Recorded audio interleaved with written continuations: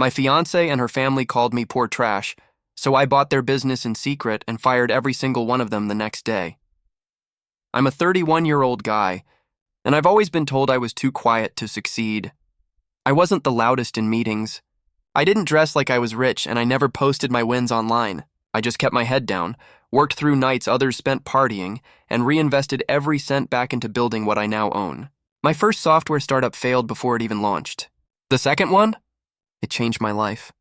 I sold it quietly, flipped the capital into a few smart investments, and kept everything off the radar. I wasn't interested in flexing. I just wanted freedom. I met Amanda at a charity gala 2 years ago. She was stunning, poised, radiant in a red satin dress I still remember vividly. But what drew me in was her warmth. She laughed at my dry humor, asked about my favorite books instead of my job title, and talked about how exhausting it was to be around people who only cared about appearances. I thought she was different. Her family, though. From day one, there was something off. Her mom scanned me like I was a knockoff handbag. Her dad asked where I originally came from, not in a friendly way. Amanda brushed it all off. "They're just traditional," she'd whisper, her hand squeezing mine under the dinner table. "Give them time. They're old school," I believed her. I wanted to believe that love could cross lines drawn by wealth and status and family names. And for a while it did. Amanda and I were our own little world. Sunday mornings with coffee and crossword puzzles. Quiet nights binge-watching crime documentaries. She said she loved how grounded I was. I told her she made me feel seen, but slowly, quietly, their judgment started seeping in the way they talked to her, in the way she started talking to me, and I didn't know it yet. But they were about to show me exactly how little they thought I was worth. Amanda invited me to her parents' house for dinner one Friday night. "It's just family," she'd said. "They want to get to know you better." I'd met them before, but something about her tone told me this time would be different.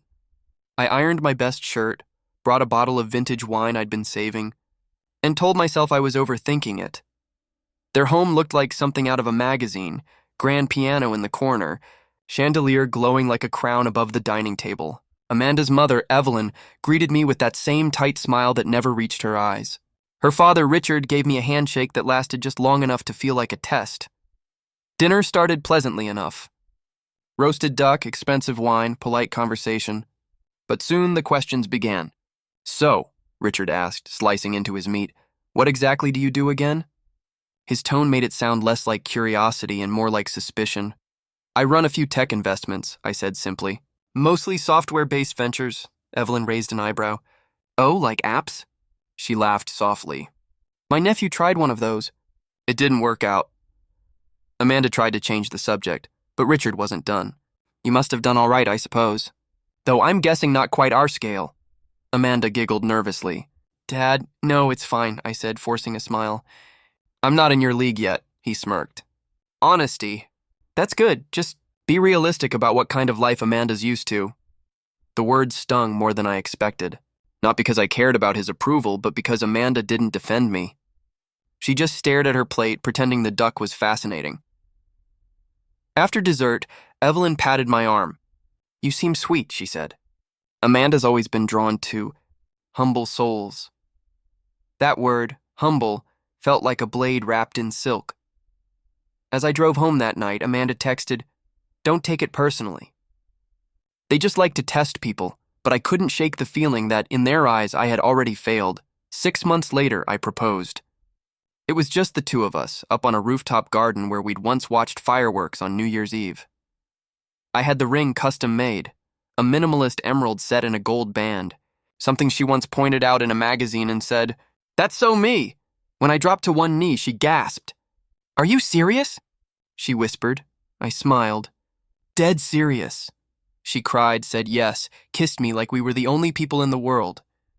For a moment, I believed we were. We called our families that night. My mom cried with happiness. Amanda's tone, though, changed the second her dad picked up. "He proposed," she said. "Yeah. No, it's not some huge diamond, but it's sweet. It's us." She laughed, but it was tight, dismissive. I tried to ignore it. I told myself I was being sensitive. The following weekend, we had dinner with her family again to celebrate. Her father lifted a glass of champagne and said, "Well, Amanda always did like charity work." The room laughed. Her aunt chimed in, At least he's not after your money, right? Or does he even know about the trust yet? Amanda shook her head like it was all harmless teasing. Guys, stop, she said, smiling. He's right here.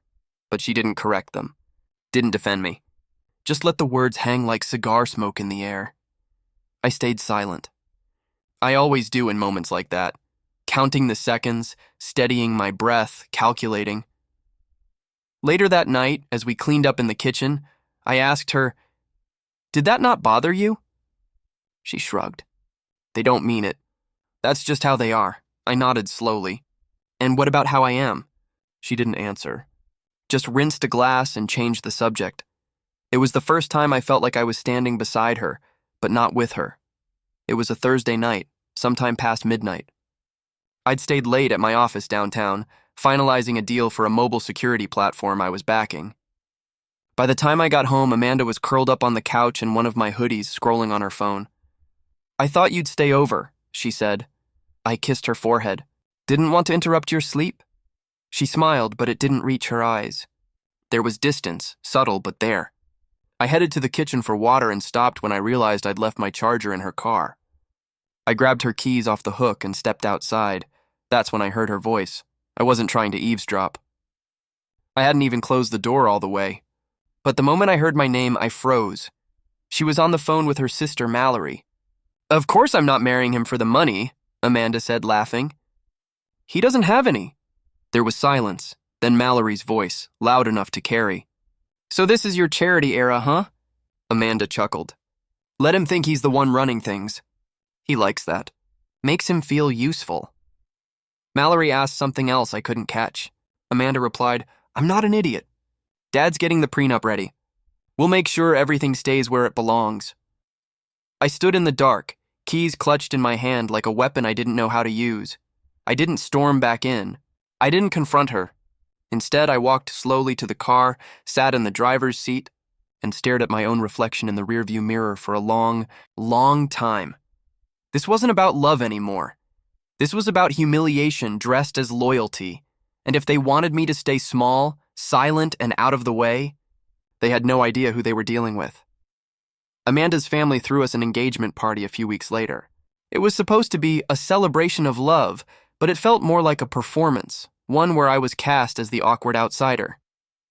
Their sprawling estate was decked out in white linens and blush florals, a live string quartet playing something forgettable in the background. Champagne flowed. Laughter echoed. I showed up in a tailored black suit and the shoes Amanda once said made me look too serious. I walked in alone. She was already surrounded by cousins, aunts, friends of the family who greeted me with that same tight smile I'd come to know too well. The mystery man," her Uncle Carl said, clapping me on the shoulder. "Amanda's little rescue project," I forced a polite smile. "Nice to see you too, sir." Another guest leaned over and whispered, "You must be the tech guy, or aspiring tech guy?" Amanda finally found me and kissed my cheek. "Sorry," she whispered. "They're just tipsy." I wanted to believe that. I tried to. During the toasts, Evelyn raised her glass and said, "To Amanda, who's always had a big heart for those with potential." Laughter rippled across the crowd. My jaw clenched. Amanda didn't stop them.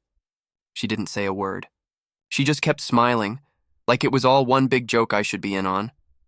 I left the party early, slipping out while everyone was distracted by cake and champagne.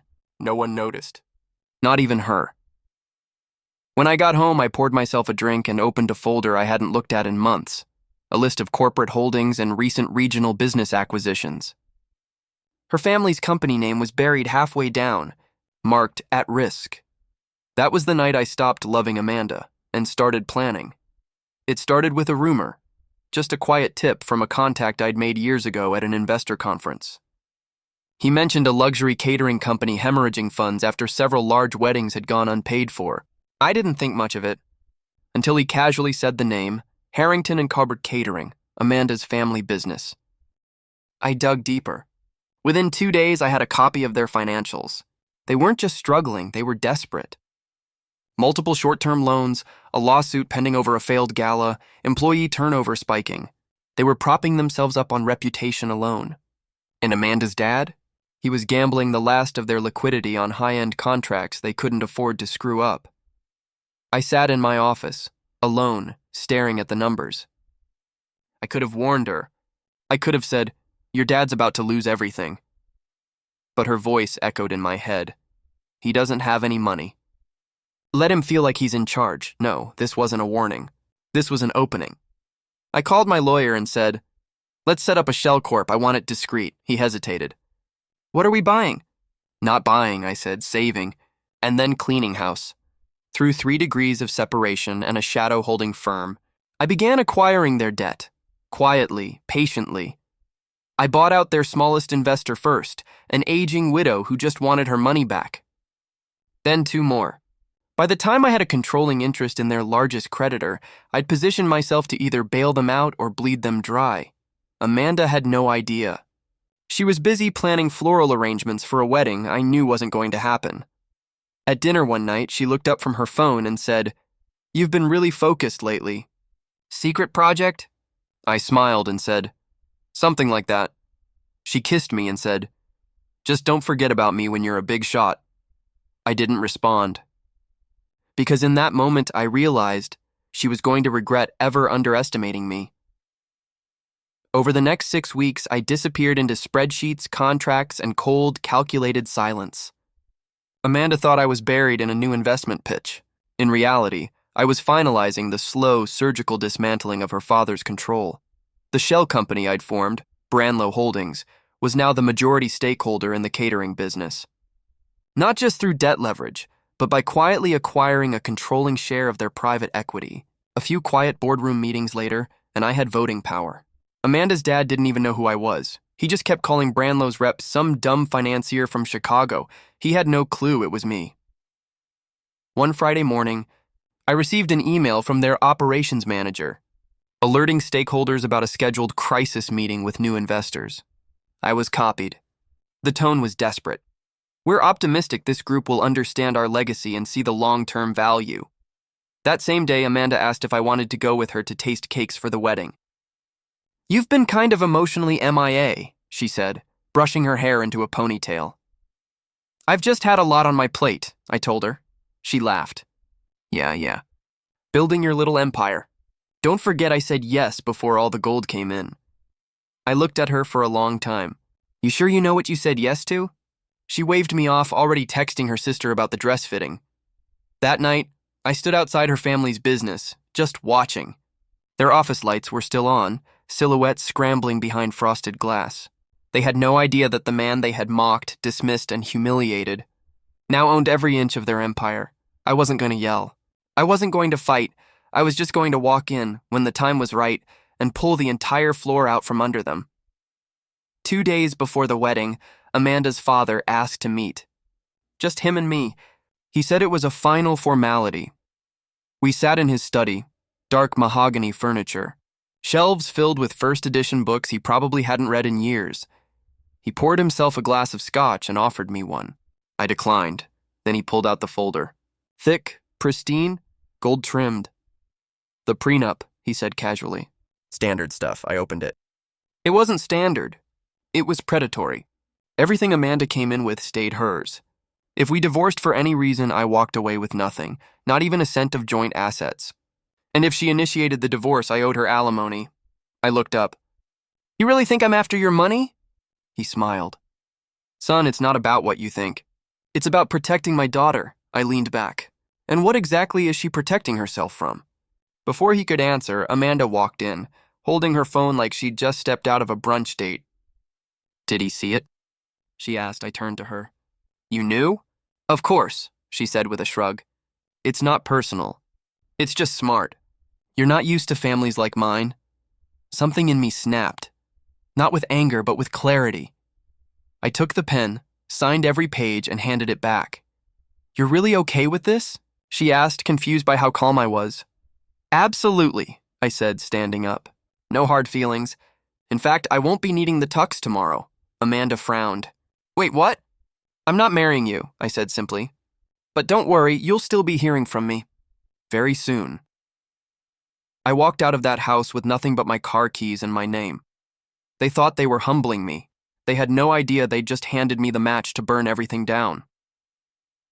The next morning, They were all still expecting a wedding.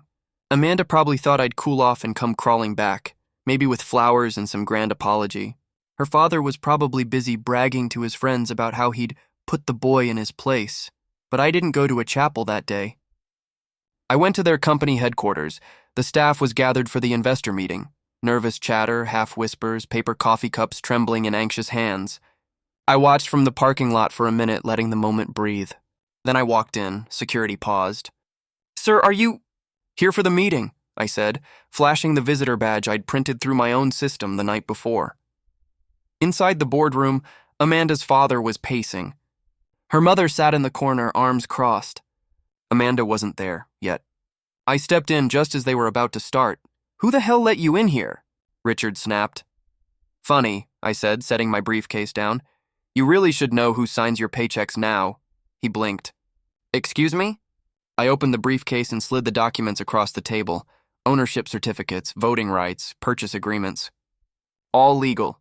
All binding. All mine. I'm Branlow Holdings, I said. Or at least I own it. He grabbed the papers, flipping through them with trembling hands. "This is a joke," he muttered. "You can't do this." "I did do it," I replied. "As of this morning, I'm the majority owner." "Which means—" "You're all fired." Silence. For once, Evelyn had nothing clever to say. Amanda burst in seconds later, out of breath. "What is going on?" I turned to her. "Remember when you said I'd never understand your world?" I leaned in close, smiled, and whispered, "Now I own it." I walked out to the sound of stunned silence and a single, hollow coffee cup hitting the floor, and just like that, their empire became mine. By the end of that week, the story had exploded. Local business blogs ran with it first. Tech entrepreneur. Quietly buys out legacy catering empire. But the real chaos began when someone leaked a photo of Amanda's dad storming out of the boardroom, red-faced and shouting. Reddit caught fire with speculation. Twitter turned it into a meme. One video clip of me calmly walking to my car while Amanda screamed behind me got 3 million views in 2 days. I didn't say a word. Not to Amanda. Not to her family. Not to the press. Silence, I learned, is louder than anything when they expect you to beg. Amanda called me 7 times that weekend. I never answered. Then came the texts. "You've made your point. Can we please talk?" "This is childish. You embarrassed me. My family." "You didn't have to go that far." I deleted each one without responding. Her sister emailed me a paragraph-long rant calling me pathetic. I forwarded it straight to legal. Richard tried to sue for breach of verbal agreements. The judge laughed it out of court in 10 minutes. Meanwhile, I restructured the company. Rebranded it. Fired every executive tied to the Harrington name. Promoted 2 managers who'd been stuck under their glass ceiling for years. One of them cried when I handed her a raise and said, "You deserve to be here." The new name launched within a month. Rootline Events. Clean, modern, ruthless in quality. We doubled profits in 8 weeks, and Amanda, she posted some cryptic quote about karma coming for everyone eventually, with a black and white selfie. The comments were brutal. Did karma look like a tailored suit? Should have married the humble guy, huh? But I didn't smile. Not yet. I wasn't done, because the real win wasn't going viral, it was what came next. A few weeks after the dust had settled, I got a letter in the mail, handwritten, shaky cursive, scented with something floral and expensive. It was from Evelyn. "We didn't realize how serious you were. How successful. We never meant to offend you. Families like ours, we protect what's ours. Surely you understand that now. No apology, just excuses dressed in perfume and pride." I tossed it in the shredder without a second thought. Amanda tried one last time. She showed up at my office unannounced, wearing the same red dress from the night we met. "I just want to talk," she said quietly. I let her in.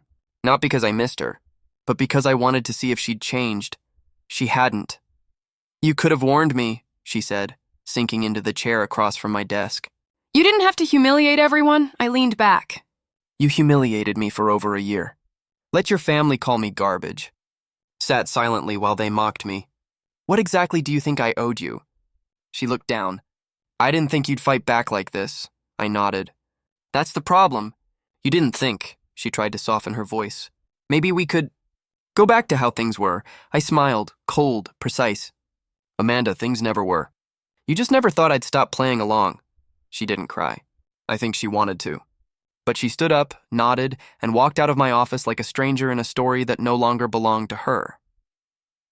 That night, I updated the company directory, removed the last Harrington email from the system, and as I sat there alone, lights dimmed, city buzzing below me, I realized they weren't cruel because I was poor. They were cruel because they never thought I could win. Some victories don't look like applause. They look like peace. It's been 6 months since I walked out of that boardroom and left their dynasty in ruins. Rootline Events is thriving. Booked out for the next 8 months. Corporate clients. Celebrity weddings. The kind of business Amanda's father used to brag about chasing, now coming directly to me. I kept my office minimalist. Just a desk, a window view, and one framed photo, me and my mom years ago, standing outside the tiny apartment where it all started. She used to say, "Keep your head low and your heart clean. Let the rest speak for itself." And it did. Eventually. One of the old staff members, Danny, a receptionist they used to treat like furniture, stopped by my office yesterday. She smiled and said, "Feels different here now." "Like we finally belong," I nodded. "You always did." As for Amanda, I haven't heard from her since she walked out of my office that day. A friend told me she moved to another city trying to rebrand herself on Instagram as a lifestyle coach. I didn't follow her. I didn't need to, because this story was never about revenge. It was about dignity, about patience, about showing the world and myself that being quiet didn't mean being weak, that I could take every insult, every joke, every glass of champagne raised in mockery, and build a kingdom from it. In the end, they called me trash, so I bought the can, cleaned it out, recycled what was useful, burned what wasn't, and now I sit in the sunlight of my own success. No apologies needed. No forgiveness asked. Just silence. Just power. Just peace.